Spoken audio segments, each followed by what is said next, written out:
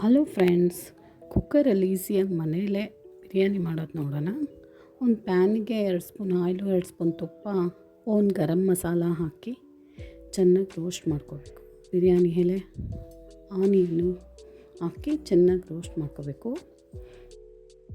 ಅದಕ್ಕೆ ಒಂದು ಬೌಲ್ ಬಟಾಣಿ, ಪುದೀನ, ಟೊಮೊಟೊ, ಒಂದು ಕಪ್ಪಷ್ಟು ಮೊಸರು ಹಾಕಿ ಒಂದು ಸ್ವಲ್ಪ ಎಣ್ಣೆಲಿ ಅದನ್ನು ರೋಸ್ಟ್ ಮಾಡ್ಕೊಬೇಕು.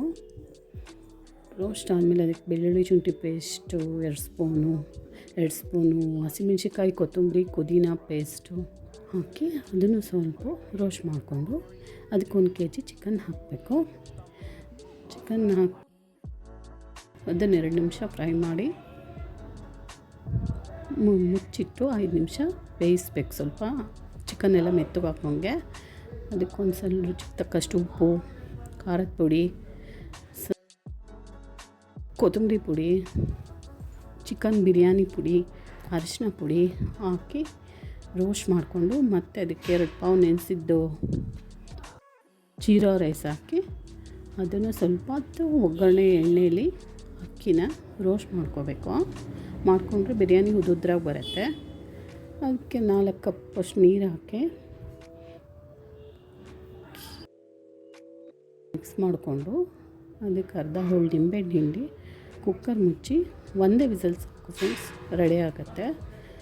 ಒಂದೇ ವಿಸಲ್ಗೆ ಬಿರಿಯಾನಿ ರೆಡಿ ಆಗುತ್ತೆ. ಬಿರಿಯಾನಿ ತೆಗೆದ್ಮೇಲೆ ಅದಕ್ಕೆ ಕೊತ್ತಂಬರಿ, ಪುದೀನ, ಸ್ವಲ್ಪ ಫ್ರೈಡ್ ಆನಿಯನ್ಸು, 1 ಸ್ಪೂನಷ್ಟು ತುಪ್ಪ ಹಾಕಿ ಮಿಕ್ಸ್ ಮಾಡಿಕೊಂಡ್ರೆ ಬಿರಿಯಾನಿ ರೆಡಿ. ಈಗ ಈ ಥರ ಮಿಕ್ಸ್ ಮಾಡಿಕೊಂಡ್ರೆ ಬಿರಿಯಾನಿ ರೆಡಿ. ಈಗ ಕಬಾಬ್ ಮಾಡೋದು ನೋಡೋಣ ಫ್ರೆಂಡ್ಸ್. ಕಬಾಬ್ಗೆ 1 ಮೊಟ್ಟೆ ಹಾಕಿ ವಿಸ್ಕರಲ್ಲಿ ಸ್ವಲ್ಪ ಅದಕ್ಕೆ 1 ಸ್ಪೂನು ಖಾರದ ಪುಡಿ, 1 ಸ್ಪೂನ್ ಕಾಶ್ಮೀರಿ ಚಿಲ್ಲಿ ಪುಡಿ, ಉಪ್ಪು, ಹಸಿಮೆಣ್ಸಿಕಾಯಿ ಇದು ಪೇಸ್ಟು, ಬೆಳ್ಳುಳ್ಳಿ ಶುಂಠಿ ಪೇಸ್ಟು, ಮೊಸರು, 1 ಸ್ಪೂನ್ ಕಾರ್ನ್ಫ್ಲೋರು ಮಿಕ್ಸ್ ಮಾಡಿಕೊಂಡು ಅದಕ್ಕೆ 1/2 kg ಚಿಕನ್ ಹಾಕಿ ಚೆನ್ನಾಗಿ ಮಿಕ್ಸ್ ಮಾಡ್ಕೊಂಡು ಕಲಿಸ್ಕೋಬೇಕು. ಅದನ್ನು ಅರ್ಧ ನಿಂಬೆ ಹಣ್ಣು ಹಾಕಿ